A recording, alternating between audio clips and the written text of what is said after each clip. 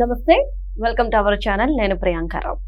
జగన్మోహన్ రెడ్డి గారు ఎప్పుడు press meet పెట్టినా ఏదో ఒక వ్యాఖ్యలు చేస్తూ ఉంటారు. అంటే అమరావతి మీద కావచ్చు, లేదంటే బాబు గారి మీద కావచ్చు, అభివృద్ధి మీద కావచ్చు.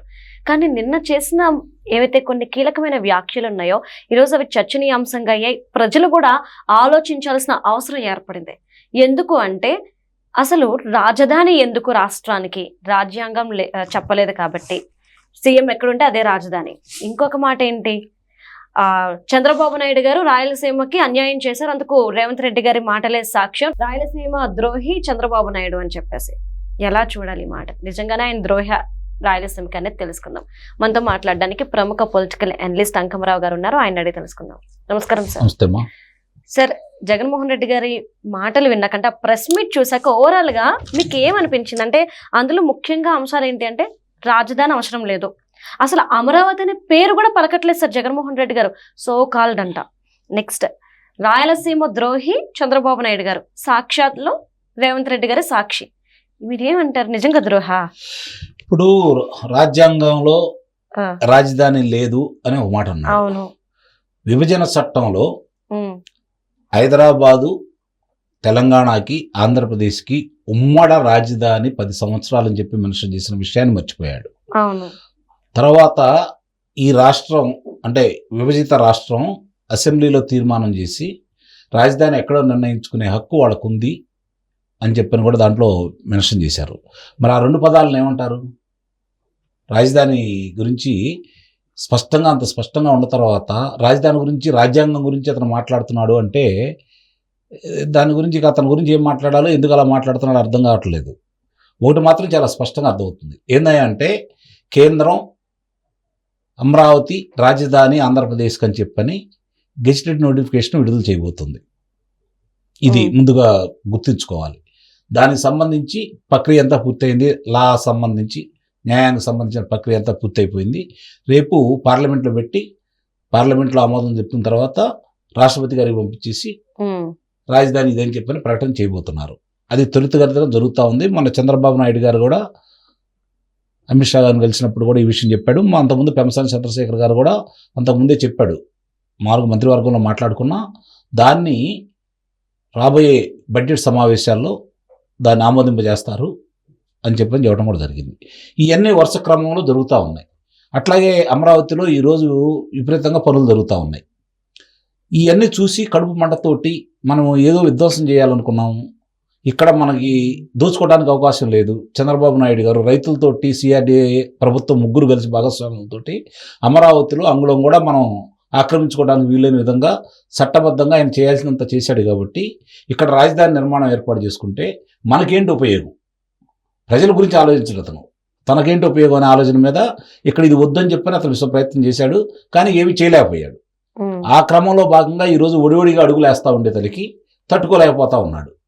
రెండవది, ఈరోజు విశాఖపట్నం కావచ్చు, లేదంటే అతను అనుకున్నటువంటి కర్నూలు కావచ్చు, కర్నూలు న్యాయ రాజధాని, విశాఖపట్నం పరిపాలనా రాజధాని అతను అనుకున్నది. ఇదేమో శాసనసభ. ఆ రోజు కూడా రాజధాని మరి ఇది అన్నాడు కదా. మరి దీనికి వాళ్ళే సమాధానం చెబుతారు? అంటే అతను ఏం మాట్లాడుతున్నాడో అర్థం కాని పరిస్థితులు అతను ఉన్నాడు, తట్టుకోలేకపోతున్నాడు. ఎందుకంటే అతను చెప్పిందే జరగాల, అతను మాట్లాడే మాటే వేదం కావాలి, అతనికి ఎదురు చెప్పకూడదు. అదే అతని మనస్తత్వం. అధికారంలో ఉండాడా లేదా అనేది అతనికి అనవసరం. అతను ఏం చెప్తే అది ప్రజలు నమ్ముతారనే యొక్క ఆలోచనలో అతను ఉన్నాడు. అట్లాగే చంద్రబాబు నాయుడు గారిని మాట్లాడిన విధానం మనం చూసాము. మీరు అన్నట్టు సోకాల్డ్ రాజధాని, అసలు నదీ గర్భంలో అన్నాడు. నదీ గర్భం అంటే ఏంటి? నదీ గర్భం అంటే తెలుసా? అతను నదులంటే తెలుసా? నదుల రూపురేఖలు తెలుసా అతనికి? నదీ గర్భం అంటే ఏదో తెలుసా? నదీ గర్భం అంటే నువ్వు ఆ రోజు ప్రజావేదికను కూల్చావు, మరి మిగిలిన ఎందుకు కూల్చలేదు? ఎక్కడ ఉన్నాయాయి? మనకు పొందుపరిచిన విధానంతో నదీ పరివాహక ప్రాంతానికి దాటి యువతలు ఉన్నాయి కదా. నువ్వు ఆ రోజు ప్రజావేదిక నీ చేతుల అధికారం ఉంది కదా అని కూల్చేసావు. మరి ఈరోజు నదీ గర్భం అంటున్నావు. నదీ గర్భం అంటే అమరావతి తీసి పక్కన పడేద్దాం. ఈరోజు విజయవాడ నగరం ఎక్కడ ఉంది? నదీ పరివాహక ప్రాంతం మొత్తం ఎక్కడ ఉంది? దాన్ని కూడా కూల్చేస్తావా? ఇదేనా నీకు తెలిసిన రాజ్యాంగం? అంటే నీకు కూల్చివేతలు తప్ప కట్టడం తెలియదు, అభివృద్ధి తెలియదు. చాలా స్పష్టంగా నీ వాళ్ళు అర్థమవుతా ఉంది. నాకు తెలిసినంత వరకు ప్రియ అతను ఇలానే మాట్లాడాలి, ఇలానే ప్రవర్తించాలని నేనైతే కోరుకుంటున్నాను. ఎందుకు సార్? కారణం ఏంటంటే ప్రజలు అతను వింతపోకడానికి విపరీతంగా రాక్షస మనస్తత్వంతో పరిపాలన చేసిన విధానానికి 151 స్థానాల నుంచి 11 స్థానాలకు పరిమితం చేశారు. అతను ఏదైనా మార్పు వస్తుందేమని కొంతమంది ఎదురు చూస్తూ ఉన్నారు. అతను మార్పు రాకూడదు, ఇలానే ఉండాలి. ఇలానే ఉంటే ప్రజలు కూడా ఇంకా అసహించుకొని ఒక్క స్థానం కూడా రాకుండా చేస్తారు. కాబట్టి అతను ఇలానే మాట్లాడాలా, అతని పార్టీ ఇలానే ప్రవర్తించాలని అయితే నేనైతే మనస్ఫూర్తిగా కోరుకుంటున్నాను. సార్, మరొక అంశం ఉంది. రాయలసీమకి ద్రోహం చేసింది ఎవరైనా ఉన్నారు అంటే చంద్రబాబు నాయుడు, రేవంత్ రెడ్డి గారు అసెంబ్లీలో చెప్పారు కదా, అవే సాక్ష్యాలు అని చెప్పేసి అంటున్నారు. కానీ ఇదే చంద్రబాబు నాయుడు గారు రాయలసీమలో పంట పండాలి, అందరూ సుభిక్షంగా ఉండాలని ఆశిస్తున్న వ్యక్తి అని అందరికీ తెలిసిన వ్యక్తి. మరి ఎలా చూడాలి? ఆయన అంటుంది రాయలసీమకు ద్రోహి చంద్రబాబు నాయుడు గారు ఏ విధంగా అయ్యారు? 2 అంశాలు చెప్పిన తర్వాత దాని గురించి వెళ్దాం. Okay sir. మొట్టమొదట కృష్ణా జలాల వివాదంలో జలశక్తి మంత్రి, కేంద్ర జలశక్తి మంత్రి దగ్గర ఎఫెక్స్ కౌన్సిల్ మీటింగ్ జరుగుతున్న సందర్భంగా ఆ రోజు దాంట్లో తెలంగాణ ముఖ్యమంత్రిగా ఉన్నటువంటి కేసీఆర్ ఒక విషయాన్ని లేవనెత్తాడు. ఏందంటే 512 టీఎంసీలు ఆంధ్రప్రదేశ్కి, 299 టీఎంసీలు మాకు కేటాయించారు, మాకు అది ఆమోదయోగ్యం కాదు, చిరుసగం కేటాయించండి, 811 దాంట్లో చిరుసగం కేటాయించండి అని చెప్పని అతను అక్కడ ఒక అంశాన్ని లేవనెత్తాడు. మిన్నకుండిపోయాడు ఇతను, కనీసం కౌంటర్ కూడా దాఖలు చేయలేదు. అంటే దానివల్ల అది కనుక అంటే అయిద్దని నేను అన్నాను, ఒకవేళ ఏదైనా ఒత్తిళ్ళ వల్ల, రాజకీయ ప్రేరేపితం వల్ల వాళ్ళు కనుక దాన్ని కనుక టేకప్ చేసేసి ఇది ఇట్లానే పంచాలని నిర్ణయానికి వస్తే రాయలసీమ ఎడారిగా అయిపోయింది. ఫస్ట్ రాయలసీమ ద్రోహి ఎవరన్నా ఉన్నారు అంటే ఆ రోజు మిగులు జలాలు కుదురుకున్నటువంటి ఏది మామూలుగా వరద జలాలు కుదురుకున్నటువంటి రాజశేఖర రెడ్డి కావచ్చు, ఇప్పుడు జగన్మోహన్ రెడ్డి కావచ్చు.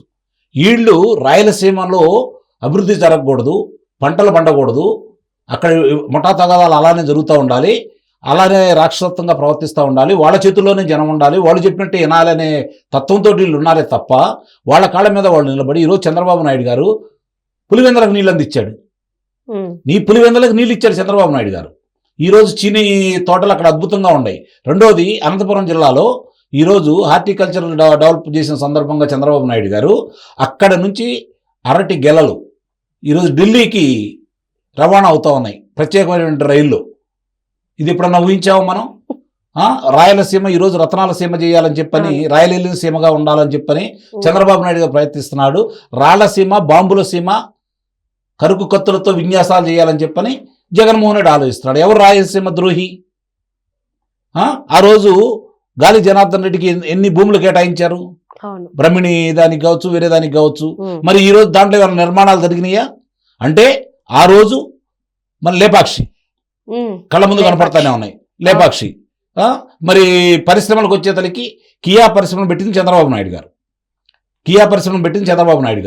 మరి కియా పరిశ్రమని విస్తరణలో భాగంగా దాన్ని తరిమేసింది జగన్మోహన్ రెడ్డి. అమర్ రాజా పెట్టించింది అన్న నందమూరి తారక రామారావు గారు. మరి దాని విస్తరణ కార్యక్రమాన్ని లేకుండా చేయాలని చెప్పని అతను అసలు ఇది కూడా లేకుండా చేయాలని ప్రయత్నం చేస్తే న్యాయస్థానం అడ్డుకుంది. ఈ రోజు 10,000 కోట్ల రూపాయలతో తెలంగాణలో పెట్టారు అమర్ రాజాకు సంబంధించింది.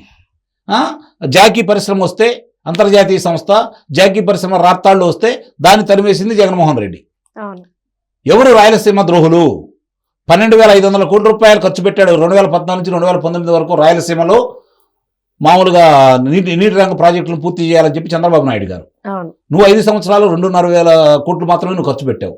నీ సొంత జిల్లాలో నీకు 10 స్థానాలు ఇచ్చి 2014లో 9 స్థానాలు ఇచ్చినటువంటి నీ కడప జిల్లాలో అన్నమయ్య ప్రాజెక్టు బ్రీచ్ అయిపోతే 16 గ్రామాలు నీట మునిగిపోతే 42 మంది చనిపోతే వాళ్ళను చూడటానికి 13 రోజుల తర్వాత వెళ్ళాడు. నవంబర్ 19వ తారీఖు నాడు అక్కడ నా అన్నమయ్య ప్రాజెక్టు బ్రీచ్ అయిపోతే డిసెంబర్ 2వ తారీఖు నాడు వెళ్ళాడు. అంటే అతనికి అంటే ఆ రాయలసీమ ప్రజల మీద ఉన్నటువంటి అభిమానం అని చెప్పి మనం ఆలోచించుకోవాలి. అంటే ఇక్కడ ఎవరికి ద్రోహులు అనేది స్పష్టంగా రాష్ట్రపతి ఆ ప్రజలందరూ తెలుసు కాబట్టి 49 స్థానాలు ఇచ్చినటువంటి రాయలసీమలో నీకు మొన్న 7 స్థానాలకు పరిమితం చేశారు. 49 స్థానాలు ఇచ్చినటువంటి అదే రాయలసీమ 4 జిల్లాల్లో నీకు మొన్న 7 స్థానాలు ఇచ్చారు. అంటే నీ పరిపాలన మీద వాళ్ళు ఎంత విసిగిపోయారో ఆలోచించుకో. ఇప్పుడు చెప్పండి, రాయలసీమ ద్రోహి ఎవరు రాయలసీమకు అన్యాయం చేయాలనుకున్నారు? ఎవరు రాయలసీమను బాగు చేయాలనుకున్నారు? ఈరోజు చంద్రబాబు నాయుడు గారు తీసుకొచ్చేటువంటిది ఇంకోటి, ఉమ్, తుంగభద్ర అప్పర్ డ్యామ్ సంబంధించి ఆ, దాని అభ్యంతరం చెప్పని వ్యక్తి జగన్మోహన్ రెడ్డి.